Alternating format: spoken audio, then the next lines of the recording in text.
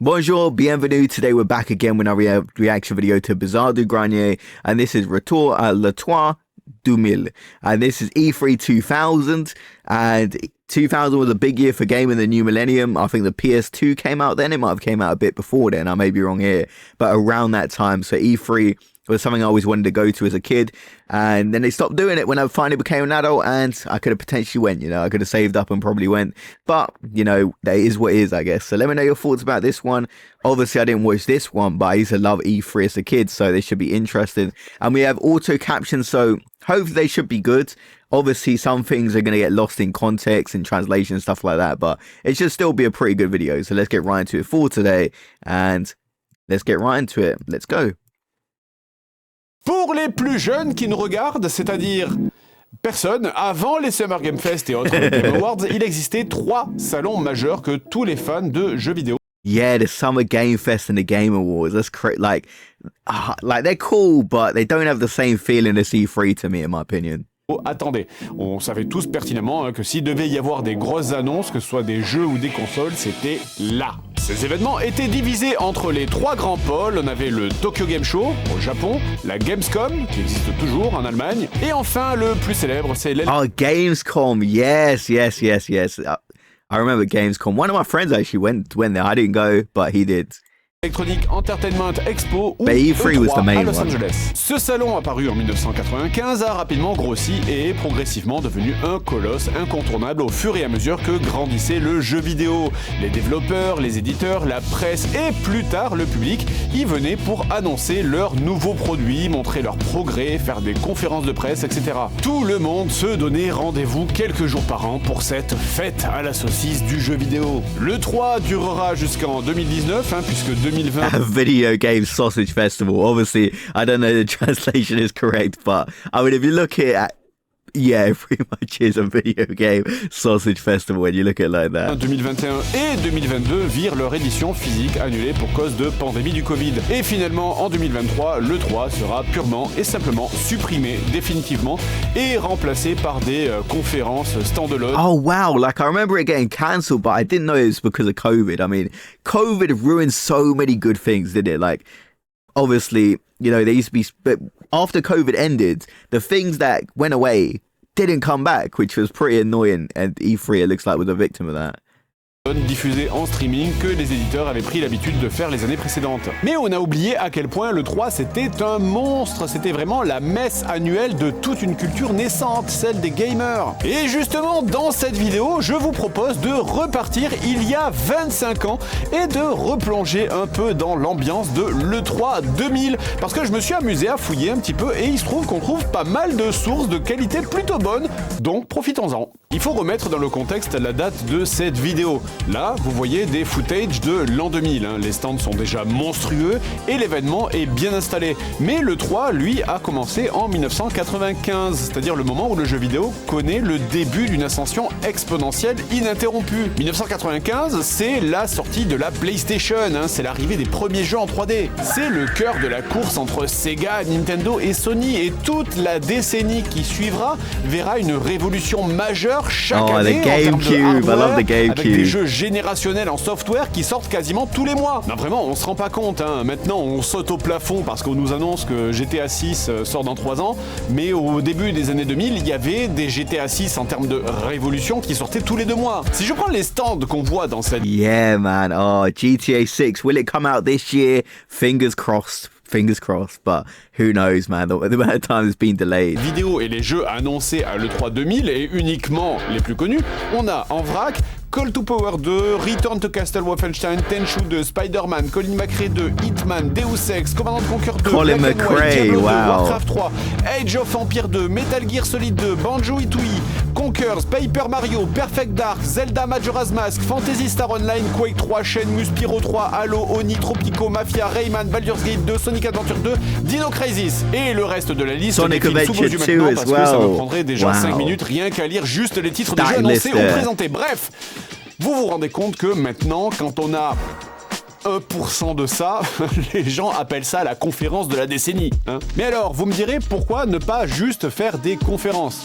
Parce que ça existait déjà après tout, et c'était déjà moins cher à l'époque. On trouve des conférences d'annonces de Sony, Sega ou Nintendo déjà à ce moment-là. Alors évidemment, la réal est moins grandiose, hein, on est loin des mouvements de caméra épiques en plongée avec des scènes, avec des écrans géants et des happenings de Keanu Reeves bourré sur scène. Mais ça existait. Eh bien, c'est parce que cette débauche de moyens injectés dans l'E3 a aussi une autre raison, c'est que Internet n'existait pas encore, enfin, ou du moins, on en était vraiment qu'aux prémices. Le grand public ne sait pas ce... Yeah, he's right. It's like very early stages of the internet. Like, I didn't have the internet back then. I mean, I was still a kid, but I know my parents didn't have internet until like, I think about 2002, 2003. Like, that's when I remember like using the internet a lot. But yeah, this is such like early stages of E3. And he even mentions like if nowadays, like if it had 1% of the games list, it would be called like the greatest thing ever. Whereas back then, it was just such a stacked list of releases at E3. Ce qui se passe dans le monde du jeu vidéo. C'est pas comme maintenant, hein, où le moindre leak d'un jeu attendu, il buzz en quelques minutes sur les réseaux sociaux. Tout ça, ça n'existait pas. Fin 90 et début 2000, la majeure partie de la communication entre les éditeurs et les consommateurs se fait à travers la presse spécialisée, écrasante à cette époque. Ce sont eux les faiseurs de rois, ce sont eux qui ont le pouvoir, hein, vraiment. Hein. Je sais qu'on a déjà parlé de console plus, des joypads, etc. Mais en cette fin des années 90, il y a littéralement des centaines de magazines de jeux vidéo. Yes, I used to have some video game magazines as a kid. Donc, les stands de l'E3, hein, c'est aussi un bon moyen pour les éditeurs et les constructeurs de faire la roue comme des pans pour attirer les journalistes. À l'E3 2000, le stand qu'on entend le plus, c'est celui de Sega. Alors que la Dreamcast patine depuis 2 ans et que la PlayStation 2 commence à sortir au Japon et va bientôt arriver dans le reste du monde, chez Sega, on arrive à l'E3 avec des grosses couilles. Shenmue ou Sonic Adventure 2 qui vont devenir des références dont on parlera encore des années plus tard. Mais en même temps... I love Sonic Adventure 2. Je pense que Sega, ils savent ce qui va leur tomber sur la gueule de manière imminente, là. Hein.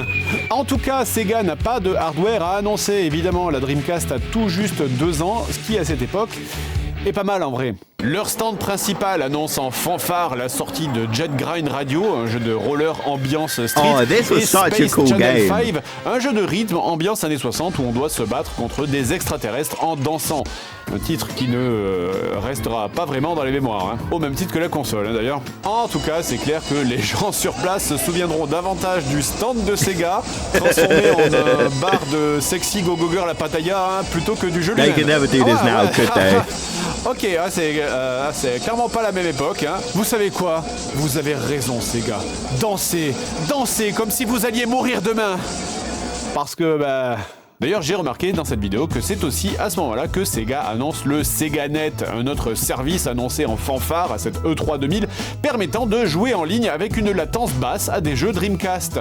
Un rabais de 200 balles d'ailleurs était même offert avec la souscription d'un abonnement SegaNet. Un service fantastique de chez Sega qui durera 10 mois, puisqu'il fermera ses portes moins d'un an plus tard. Mais bon, ne jetons pas la pierre à la Dreamcast, hein, qui, je le rappelle, était une bonne console et qui a eu les bonnes idées, mais qui les a juste eu trop tôt, parce que tout ce que Sega a proposé, c'est Xbox qui les remettra au goût du jour pour en prendre les lauriers quelques années plus tard. Du côté de chez Nintendo, Pokémon, hein, voilà, et puis Pokémon aussi... Et puis Pokémon, et voilà. Hein. Y a pas besoin de plus que ça, hein, de toute façon. And Pokemon, yeah, I mean, everybody likes Pokemon, don't they, in some type of form, whether it's the movies, whether it's the cards, whether it's the game. There's at least one Pokemon game you like. And I remember there was recently a list of highest grossing franchises, and Pokemon was number 1 by a large margin. It's very interesting. Pokémon Or et Argent sont sortis moins de 6 mois plus tôt, et comme le monde entier ne jure que par Pokémon, et que si vous étiez un enfant à ce moment-là, vous êtes probablement en train d'échanger des cartes Pokémon contre de réglisse sans savoir que vous auriez pu acheter une voiture si vous les aviez gardées 20 ans de plus, eh bien, on y présente Hey You Pikachu, un genre de Nintendogs avant l'heure, où on doit s'occuper de son Pikachu, le distraire, le nourrir, etc. Déjà sorti 2 ans plus tôt au Japon, mais qui arrive en décalé en Occident. Un jeu qui utilise d'ailleurs le Nintendo 64 VRU, un accessoire permettant de brancher un micro à la manette de sa Nintendo 64, et qui sera utilisé par l'incroyable nombre de 2 jeux en tout. Pokémon écrase tellement tout en cette année 2000 que Zelda Majora's Mask est à peine plus visible que Banjo-Tooie ou que Conker's Bad Fur Day qui ressort enfin après avoir disparu pendant 3 ans depuis le 3.97. Mais bon voilà, quand on sait que Nintendo n'assumait pas trop l'humour de Conker's, hein, c'est pas vraiment étonnant. Mais c'est pas grave, il y a un Resident Evil exclusif à la Nintendo 64. C'est Resident Evil 0. Ah, bon bah, ok. Ce qui est plus intéressant en revanche, c'est que le stand de Paper Mario a l'air assez minimaliste, hein, ce qui veut peut-être dire que ou bien la firme japonaise ne pensait pas vraiment que le titre allait marcher, ou bien elle voulait vraiment attirer les journalistes sur Pokémon et ses autres produits. Parce que, une fois encore, je le rappelle, mais le 3, à ce moment-là, c'est un salon pro. Et justement, Nintendo, en cette année 2000, ils sont dans une position un peu délicate, hein, c'est que la Nintendo 64 arrive en fin de vie. Quand on compare les jeux Nintendo 64 avec les démos de jeux PS2, ça pique très fort. Yeah, the difference in graphics and gameplay is massive between the Nintendo 64 and the PS2. Don't get me wrong, the Nintendo 64 has so many great games. I'm not taking anything away, but it was a massive leap in technology. We can all agree there. Et ça, tout le monde le sait, hein, les chiffres ils sont pas encore arrivés, mais la sortie de la PS2... Dans ce magasin qui mettait en vente à minuit 200 consoles PlayStation 2. Va être sanglante. Alors, à cette E3 2000, tout le monde attend Nintendo avec un nouveau hardware pour venir concurrencer Sony. Mais bon, vous savez comment ça marche, hein, quand vous attendez un truc de Nintendo. Fuck you. La GameCube ne sera dévoilée que l'année suivante. En réalité, l'attention du monde entier est tournée vers le stand de Sony, ou plutôt le hall de Sony, parce que c'est des dizaines de stands. Le 3 se passe en mai 2000, la PS2 vient tout juste de sortir au Japon et sortira en octobre en Amérique du Nord, puis en novembre en Europe. Les chiffres ne sont pas encore tombés, mais tout le monde sait, et la presse le sait aussi, que c'est le stand du futur leader du marché de la console. Alors on met évidemment largement en avant la PlayStation 2 avec l'argument du lecteur DVD qui tourne pleine balle, puisqu'on met carrément des lecteurs de DVD. Oh, and that's also a good point as well, because I remember seeing a TikTok about this, because a lot of people, they convinced their parents to get the PS2 because it had a built-in DVD player. And at the time, DVD players were so expensive, they basically were close to the price of the console. So you might as well get your kid the consoles and they can play the console and distract them, of course, and then you can use it as a DVD player. So it's sort of like a 2-in-1, which was revolutionary for the time, wasn't it? À disposition, au cas où t'as envie de te mater un petit film là. Trop bien le film! Alors on balance toutes les lumières, hein, et les filles les plus mignonnes pour attirer les journalistes. On se paye même une star puisque le show est présenté par ni plus ni moins que Malcolm himself, hein, au pic de popularité Frankie de l'excellente série Malcolm in the Middle. Et c'est vraiment Malcolm, hein, c'est pas l'acteur du personnage puisqu'il fait des références à son frère et à sa mère dans la série. Oh, they get him to actually be Malcolm. C'est interdit au moins de 18 ans et il y va alors que il est tout... Hein. On a donc une présentation succincte de quelques titres qui arrivent et j'ai été super choqué en voyant ça. Non, pas ça, non. Metal Gear Solid 2. Ils ont laissé parler quelqu'un d'autre que Kojima. Encore une fois, c'est pas la même époque. Hein. Bon alors, tu sens bien que l'acteur ne sait pas de quel jeu il parle. This next game is teaching me how to use a sword. Dans le prochain jeu, il y a un fusil. Alors, j'aime beaucoup d'ailleurs, hein, qu'à chaque fois que Malcolm, je vais l'appeler comme ça, prend une manette, c'est clairement évident qu'il ne joue pas. Non, mais sérieux, faites un effort, là, il joue carrément sur une télé qui est à 20 mètres de lui, là. Évidemment, on le voit poser avec toutes les babes du salon, hein, sa puberté a dû passer un super moment, et des babes, Dieu sait qu'il y en avait. C'était même une marque de fabrique du salon, et une de ses plus grandes critiques aussi. Les babes, pour ceux qui l'ignorent, ce sont des femmes plutôt jolies et plutôt jeunes, dans des tenues souvent assez courtes, qui erraient dans le salon pour poser. Yeah, like, as a young guy, you know, you're looking at the women, you're like, damn, like, I don't think they kind of exist anymore, like, they really have this at these gaming conventions anymore. I don't know if it's allowed, but back when you were a kid, you're like, damn. Encore une fois, on rappelle que le 3, à cette période, c'est censé être un événement pro. Bon, dans la réalité, en fait, c'était un peu semi-public, mais le fait est que si vous vouliez attirer les journalistes et la presse sur votre stand plutôt que sur un autre pour avoir le droit à votre article, il fallait que votre stand il en jette. Alors certains prenaient le parti de la qualité, genre le jeu La Planète des Singes qui exposait des costumes d'excellente facture, mais le plus facile et le moins cher pour attirer le journaliste geekos de 30 ans, ça restait quand même de mettre quelques blondes en mini-jupe devant votre stand. Parce I mean, that is probably the easiest way to attract male journalists, isn't it?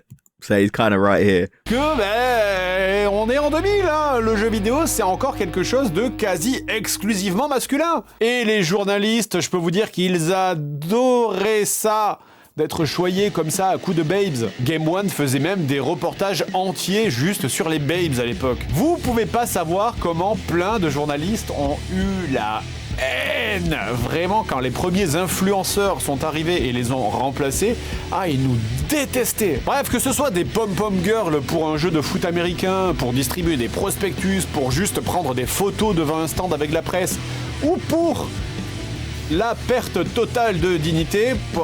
Oui, évidemment, c'est ce jeu, évidemment, hein. Pas étonné. Enfin bon, au moins ça ne peut pas être pire. Castle Wolfenstein, is it a good game? Au moins elles sont pas sexualisées. Il y a de la meuf partout. Et sur toutes les vidéos de l'E3 que j'ai pu trouver, que ce soit sur des amateurs ou sur des... And I mean, that is sort of a crazy outfit to put them in, isn't it? Obviously, you know, Wolfenstein, it makes sense for the game, but to be wearing that outfit, it's sort of mad in real life, journalistes isn't it? pro, les caméras, clairement, elles ont tendance à s'oublier un petit peu dès qu'il y a la moindre fesse visible dans le salon. Enfin, en tout cas, ce que je peux dire, c'est que c'est mieux cadré les babes que les stands de jeu. Qu'est-ce que tu fous, la merde? Alors, le sujet est très sensible et clivant. Les babes, plus tard, c'est devenu un vrai débat, hein. Certains vont dire que ça objectifie le corps de la femme et qu'il fallait absolument les supprimer. Bon, alors, je comprends l'argument, parce que c'est vrai que quand je dis que ça sert à mettre en valeur les stands, c'est littéralement la même fonction que des plantes, en fait, hein. D'autres vont dire que ça leur fait un petit boulot, que ces jeunes femmes sont libres de leur choix, qu'elles le font en toute conscience, et que donc ça relève de la liberté de faire ce qu'on veut avec son corps. Donc laissez-moi trancher ce débat en vous disant que... See, I do think it's an interesting debate because I do think it can go a bit too far, but I kind of see it as like cosplay where, you know... A lot of women dress in cool outfits, you know, they kind of sexualize, like, but they're dressing how they want to. So I feel like if they come in cool costumes and they don't really mind it, then that's kind of my opinion. But it can go a bit too far in some of these circumstances, I guess. Je dis, ça me vaudra des problèmes parce qu'on est sur internet. Donc regardez plutôt cette vidéo de chaton trop mignon. Oh, there's a cute kid. Ouh. Mais la curiosité de cette E3 Don't try to get 2000, cancelled there. c'est Microsoft qui n'a pas encore officiellement annoncé la Xbox, mais qui commence déjà à tâter le terrain. On trouve quand même quelques trucs, hein. On y montre un prototype foireux de Xbox qui est un X littéralement, et quelques jeux Midtown Madness, Crimson Skies et un certain Halo, un third-person shooter à l'époque. Ouais, ça a l'air assez random, hein. Peu de chance que ça marche. Donc, avec tout ce que je vous ai dit là, vous devez peut-être vous dire que j'ai pris cette année parce que c'était exceptionnel. Pas du tout. En fait, c'était même plutôt de la merde. 2000, c'est une année de transition. Microsoft est en sous-marin, Sega a déjà sorti sa console qui est maintenant un peu vieillotte, Nintendo ne veut rien montrer, niquez-vous, et la PS2 est déjà en train de sortir, donc on présente surtout des jeux, mais malgré ça, on est encore entre deux générations, hein, puisque Sony et les éditeurs tiers présentent encore pas mal de jeux PS1. Donc... ouais, en vrai, c'était pas génial. La vraie baston, elle, commencera l'année suivante avec l'annonce de la GameCube et de la Xbox, qui, elles, vont relancer vraiment la guerre des consoles. Mais c'est toujours amusant de voir ces vieilles vidéos du passé, là. De voir des jeux dont on sait qu'ils deviendront plus tard des claques atomiques, un genre Ico, par exemple, qui était présenté en early dev à ce moment-là, ou Warcraft 3, ou encore d'autres jeux qui sont ultra mis en avant, mais dont personne ne se souvient parce qu'ils ont bidé totalement. Le 3, ça n'existe plus depuis des années maintenant. Alors pourquoi? Est-ce que c'est le Covid, le confinement? Non, en vrai, il n'y a pas de raison. Non, ce qui a tué le 3, c'est les leaks. Avoir une journée unique où tout le monde vient et présente ses produits, c'est risqué. Pourquoi? Parce que Internet a la mémoire courte et surtout très sélective. Yeah, like so many things get leaked. like, you see move plots get leaked nowadays, game information, and I can see how the leaks kind of ruin it. This is very disappointing though, because E3 was such a great event, and I don't think it can ever be matched again.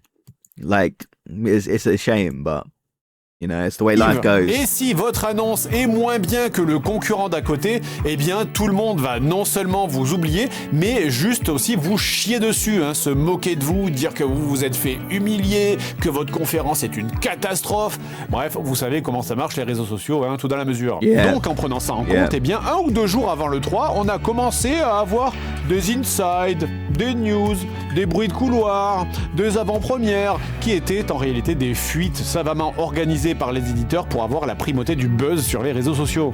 Puis comme 1 ou 2 jours avant ça suffisait pas, on a commencé à leak 1 semaine avant, puis 2 semaines, puis on s'est rendu compte que tout cela n'avait aucun sens et donc chaque éditeur s'est mis à organiser sa conférence dans son coin et ça a donné là où on en est maintenant. Mais une partie de moi regrettera quand même cette grande fête à la saucisse du gaming, hein, qui était le 3 et tout ce qui allait avec. Hein. Please welcome gaming legend Shigeru Miyamoto.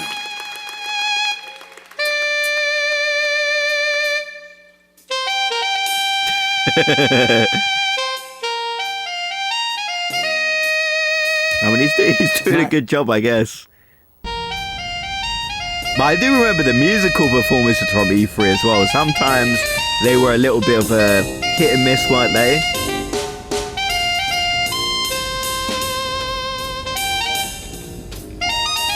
We'll just let this guy vibe out here on the saxophone, then we'll end it. Okay. So that was a spectacular video once again. I think the subtitles were pretty accurate. I mean, a few things might have got lost in translation, but, you know, this was a great trip down memory lane of E3. Although I didn't really watch E3 2000, so I was a bit too young back then. Like, just the memories that E3 holds in my mind, man. It was always my dream as a kid to go there, and sadly it ended, so I never really got the chance. And I imagine like a lot of people watching this video probably wanted to go to E3 as well. Like, it was just such a big event. You had all the celebrities, you had like booth babes, you had all the games, you had these spectacular presentations, you was really anticipating what's going to come next. Like, it just seemed like a really cool experience that I don't think can be matched ever again, but you never know, maybe it will come back in some type of form, or maybe there'll be some, you know, because there's Game Fest and stuff like that, but I feel like it don't really hit the same. But yeah, 2000s is like the transition period, but there was some really good games there. Sonic Adventure 2, I still love that game today, and that has so many memories for childhood me. I used to love that game. So this video, great video, and hopefully it covers more E3s, because I remember the one, I think it was 2013, right, when there was the PS4 and the Xbox One, and the Xbox One focused on like being an entertainment system, and they got so much hate for that. So I thought that would be quite an interesting one to cover. But let me know your thoughts about this one, and let me know your thoughts on the subtitles. I think they're pretty good, but obviously I don't speak French, so they may be bad, but it seems like a lot of it translated pretty well. So I'll see you guys in the next video. Have a great day, everyone.